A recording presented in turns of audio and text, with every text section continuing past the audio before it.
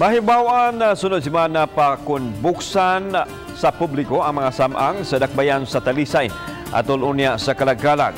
Si Chona Carion sa report.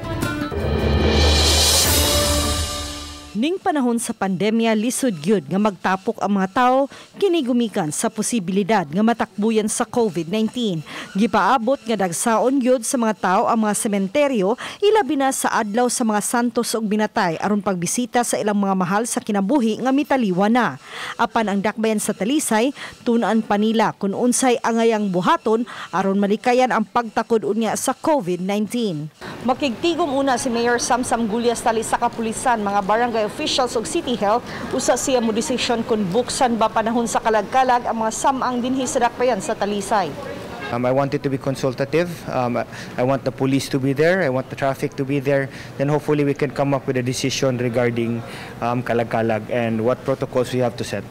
Hinuon aron kalikayan ang pagtakboy sa COVID-19, mahimo mang mobisita ng daan sa mga samang. Ang dakbayan sa Talisay adunay upat ka mga sementeryo. Uban ni Renante Quinones, Chona Carion, Balitang Bisdak.